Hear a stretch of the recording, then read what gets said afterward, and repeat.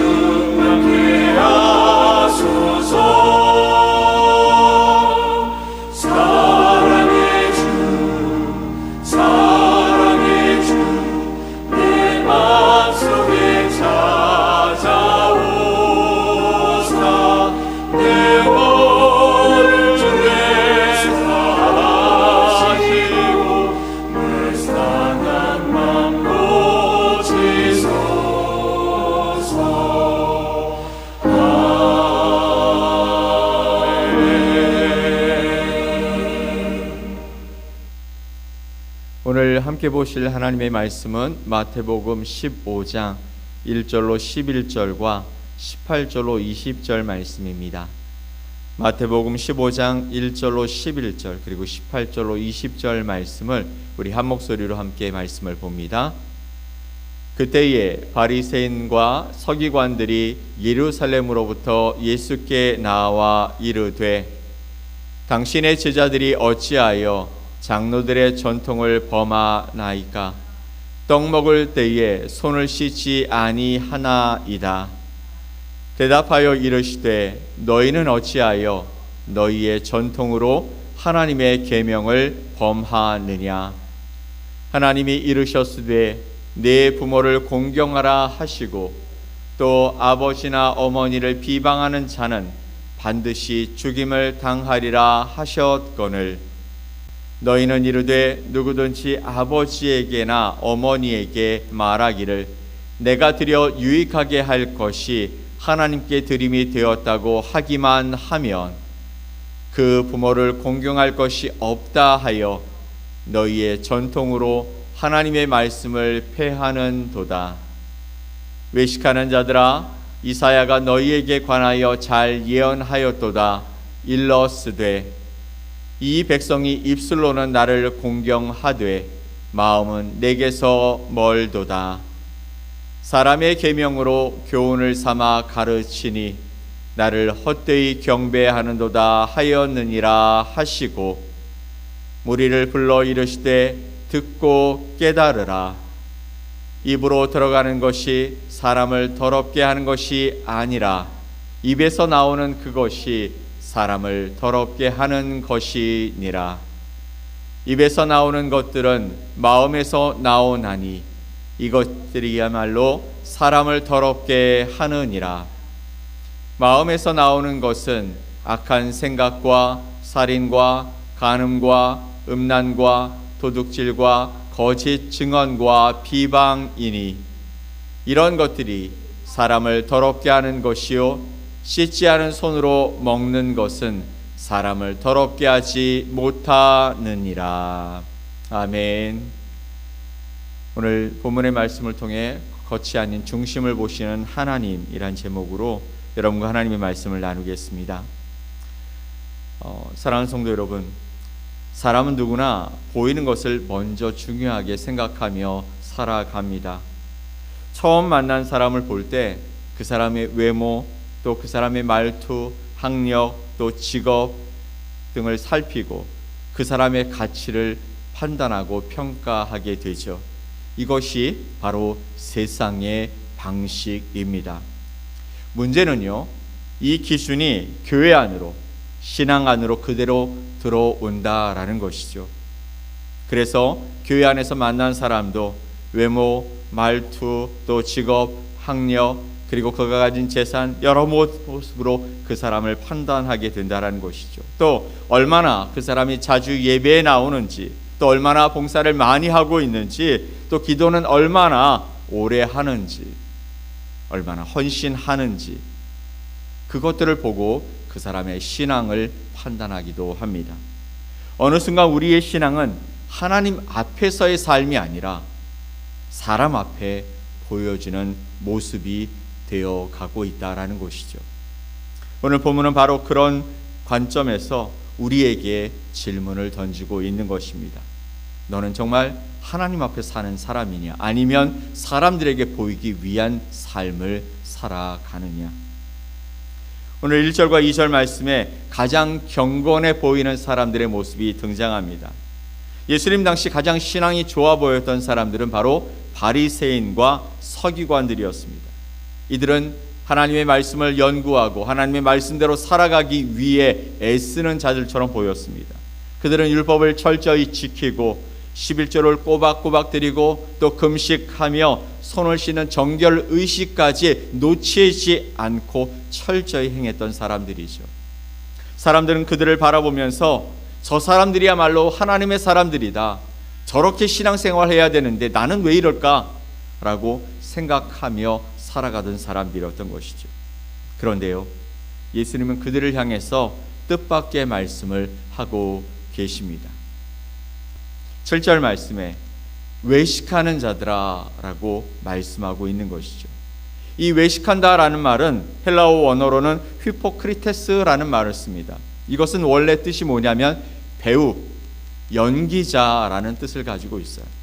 무대 위에서 관객을 위해 연기하는 사람이 바로 외식하는 자, 휘포크리테스라는 뜻을 가지고 있습니다. 예수님이 말씀하시는 것이죠. 너희는 하나님 앞에 서 있는 사람들이냐, 아니면 사람 앞에서 신앙을 연기하는 사람들이냐. 이 말을 들었던 바리새인들 또 서기관들이 정말 놀라지 않았을까요? 우리가 그렇게 살아갔다고? 우리는 하나님의 말씀을 잘 지키기 위해서 얼마나 노력하고 있는데 네가 나한테? 그러면 여러분, 사람들은 왜 보이는 것에 집착하며 살아갈까요? 이 바리새인 서기관들도 마음이 중요하다는 것 몰랐을까요? 알았을 거예요. 그들은 매일 신명기 6장 5절의 말씀처럼 내 마음을 다하여 하나님을 사랑하라를 외웠고요. 또 시편 51편 7절 말씀에 다윗의 상한 심령을 잘 알고 있었습니다. 그 마음으로 하나님을 섬겨야 한다는 것 그들이 모르지 않았습니다. 그런데 왜 결국에는 겉에 드러나는 것만 보고 판단하는 삶을 살아가고 그들이 겉으로 드러나는 것을 그렇게 중요하게 생각했을까요? 아마도 마음은 보이지 않고 행동은 보이는 것이었기 때문이었을 것입니다. 행동은 눈으로 확인할 수 있잖아요. 하지만 마음은 확인할 수 없다라는 것입니다. 공동체가 함께 살아가려면 검증 가능한 기준이 필요했을 것입니다. 그래서 자연스럽게 보이는 것으로 사람을 평가하기 시작했을 거예요. 두 번째, 마음을 바꾸는 것은 내 힘으로 안 되지만 행동은 내가 할 수 있기 때문이라는 것입니다. 무슨 말이냐면 여러분, 손 씻는 것, 11조 하는 것, 예배에 출석하는 것, 이건 내가 통제할 수 있다라는 것입니다.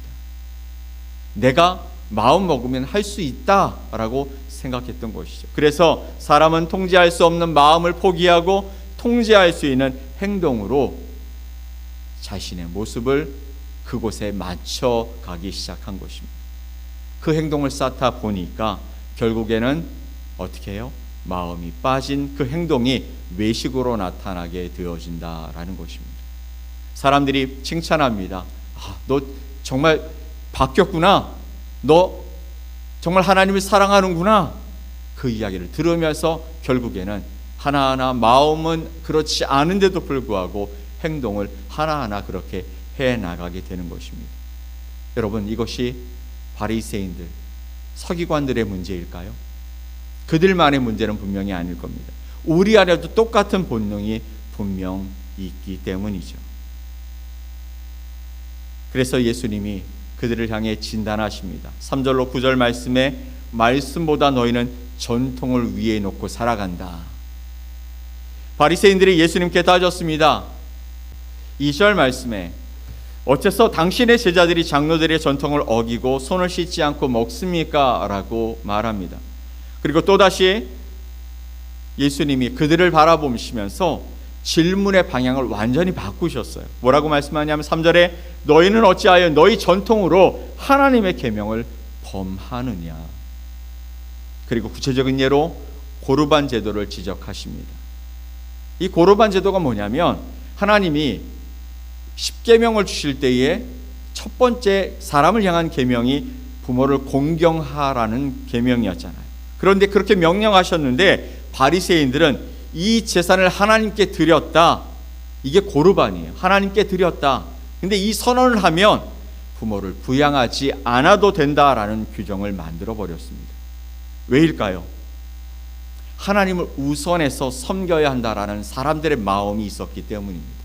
하나님을 잘 섬기기 위해서는 이 상충되는 이 부분 속에서 바로 하나님이 우선되어야 한다라고 생각했기 때문에 하나님께 드려진 것, 그것이 부모에게 가야 할 것이었는데 하나님께 드려졌다면 그러면 그것으로 됐다라고 생각하게 만든 것입니다.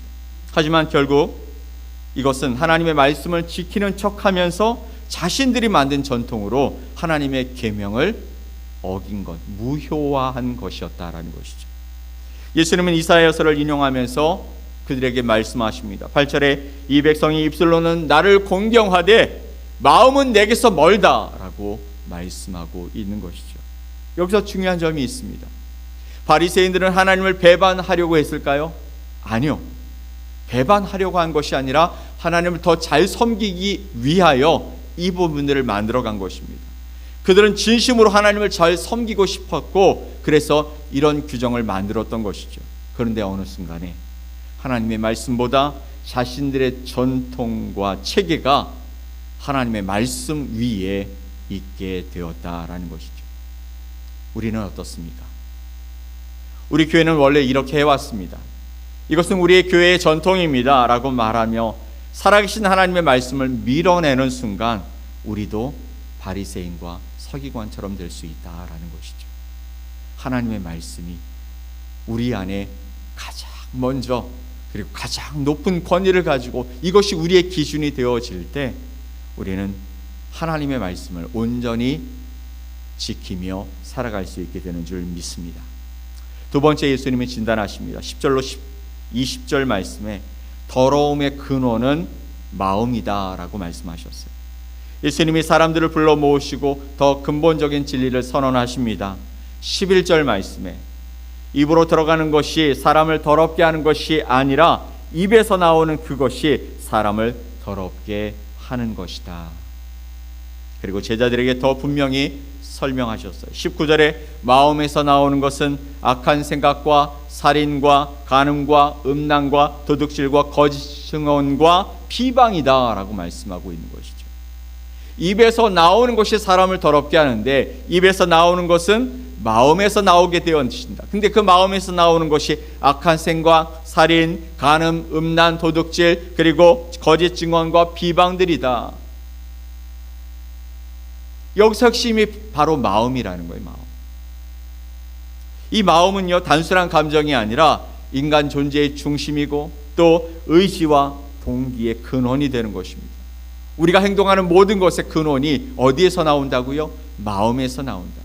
우리가 하는 말의 모든 것이 어디에서 나온다고요? 마음에서 나온다. 우리의 모든 행동과 말이 흘러나오는 원천이 바로 마음입니다. 예수님은 말씀하시죠. 문제는 행동이 아니라 그 행동이 나오는 출처, 마음이라는 것이죠. 우리의 행동 몇 가지를 고친다고 해서 우리가 하나님 앞에 하나님이 기뻐하실 사람으로 살아갈 수 있느냐? 우리는 그 행동 하나 몇 가지를 고친다고 해서 마음을 고칠 수 있지는 않습니다. 마음 자체가 바뀌어야 우리 행동도 바뀌고 우리의 그 동기, 의지도 바뀌게 된다라는 것이죠. 이것이 바로 개혁주의 신학에서 말하는 전적인 타락입니다. 인간의 중심이 이미 무너져 버렸다. 그래서 우리 힘으로는 도저히 고칠 수 없다라는 것입니다. 그렇다면 누가 이 마음을 고칠 수 있을까요? 율법도 우리의 노력으로도 할 수 없습니다. 율법은 문제를 드러내 보일 뿐 해결하지 못하고 무너진 마음에서 나오는 노력으로는 마음을 온전히 고칠 수 없습니다. 여기서 종교와 복음의 결정적인 차이가 나타나는 것이죠. 종교는 말합니다. 내가 충분히 순종하고 경건하면 하나님이 나를 받아주실 거야. 그래서 계속 보여주고 증명하려고 애씁니다. 그래서 결국은 외식하는 자가 되어지는 것이죠. 그런데 복음은 말합니다. 하나님이 먼저 나를 받아주셨어. 아직 더럽고 타락한, 그래서 죽어마땅한 나를 하나님이 먼저 찾아와 주셨다라는 것이죠. 그래서 우리는 보여주기 위해 순종하는 것이 아니라 감사하여, 받은 사랑에 감사하여 순종하게 된다라는 것이죠. 예수님은요, 우리의 외식을 지적하러 이 땅에 오신 분이 아니십니다. 우리 안에 더러워진 마음을 대신 짊어지시고 십자가에서 그 모든 죄를 담당하시기 위해 오셨습니다. 그리고 부활로 우리에게 새 마음과 새 영을 주시기 위해 오신 줄 믿으시기 바랍니다. 아멘. 자, 사랑하는 여러분, 오늘 하나님이, 우리 주님이 우리에게 묻고 계십니다. 너는 지금 누구 앞에서 살아가느냐?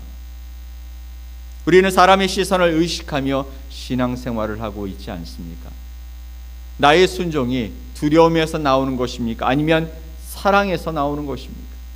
나는 하나님을 믿고 살아가는 자입니까? 아니면 신앙의 그 형식과 틀을 믿음으로 받아들이며 살아가는 자입니까? 참된 신앙은 겉에서 시작되는 것이 아닙니다. 중심에서, 마음에서 시작되는 것이죠. 그리고 그 중심은 우리의 노력으로 바꿀 수 있는 것이 아닙니다. 오직 그리스도 예수의 십자가 은혜로만 새롭게 되는 줄 믿으시기 바랍니다. 하나님은 오늘도 우리의 행동이 아니라 우리의 마음을 보십니다. 그 마음이 주님의 은혜로 새롭게 되기를 간절히 사모하는 모든 분들에게, 그리고 그렇게 살아가기를 오늘 소망하는 우리 성도들에게 하나님께서 오늘도 먼저 손을 내밀어 주시고, 오늘도 여러분 가운데 찾아와 주시고, 여러분을 부르시고 여러분에게 하나님의 말씀과 능력을 더하여 주실 줄 믿습니다. 그 하나님과 함께 오늘 우리의 마음이 새로워져 중심을 보시는 하나님 앞에 발견되어지는 저와 여러분 되어지시기를 예수 그리스도의 이름으로 간절히 축원드립니다. 아멘. 우리 함께 기도하겠습니다. 하나님 아버지, 감사합니다. 거룩한 은혜와 사랑을 통해 하나님 앞에 나와 예배하는 사랑하는 주의 백성들을 기억하여 주시옵고, 오늘도 하나님 앞에 우리의 마음을 그대로 내려놓고 주님이 나의 삶에 먼저 찾아와 주시고 나를 부르시고 나를 구원하시고 나를 위해 하나님의 놀라운 은혜를 오늘도 베풀어 주시는 그 하나님이심을 고백하며 살게 하여 주시옵소서. 오늘도 나의 중심을 보시는 하나님, 겉으로 드러나는 그 행동의 그 마음의 동기가 나를 더 의롭게 보여지기 위한 것이라면 이제 다 내려놓고 주님 앞에서 나의 중심을 주님 앞에 내려놓고 아버지 하나님 감사함으로 받은 사랑에 아버지 하나님 감격함으로 변화의 삶을 살기 위해 주님께 다가서는 우리가 되게 하여 주시옵소서. 오늘도 나의 삶에 찾아오실 주님을 기대하며 두 팔 벌려 내 마음을 열고 주님, 나의 주님이십니다 고백하며 그 하나님의 말씀 가운데 서는 거룩한 주의 백성들이 되기 원하오니 오늘도 우리와 함께하여 주시옵소서. 샘물교회 성도들을 주님 붙잡아 주시고 또 하나님을 경외하는 자들을 하나님의 귀한 은혜 가운데 아버지 인도하여 주셔서 오늘도 주님과 함께 동행하는 이 길 속에서 하나님의 영광이 드러나고 하나님의 은혜가 나타나는 귀한 시간들이 되게 하여 주옵소서. 물질로 고민하고 아버지 하나님 앞에 간구하는 자들 가운데 하나님의 그 은혜가 흘러가게 하여 주시고 아버지의 육신의 연약함을 가지고 하나님 앞에 간구하는 자들 가운데 아버지 하나님 함께 하셔서 내가 원하노니 나을지어다 말씀하시는 그 은혜로 일어서는 은혜가 있게 하여 주시고 또한 아버지 하나님의 영광을 위하여 살아가는 거룩한 주의 백성들의 삶에 함께하여 주셔서 내가 너와 동행하겠다 말씀하시는 그 말씀을 통해 오늘도 거룩한 한 날을 살아가기 위해 애쓰는 자들이 될 수 있도록 은혜를 더해 주시옵소서. 오늘 하루를 주님 앞에 맡겨드리오니 주님 함께하여 주옵소서. 믿고 감사드리며 예수 그리스도의 이름으로 기도 올리옵나이다. 아멘. 하늘에 계신 우리 아버지여, 이름이 거룩히 여김을 받으시오며 나라가 임하시오며 뜻이 하늘에서 이루어진 것 같이 땅에서도 이루어지이다.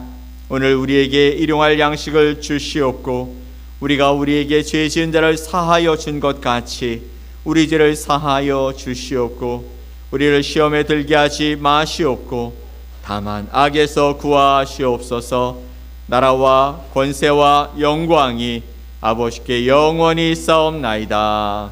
아멘.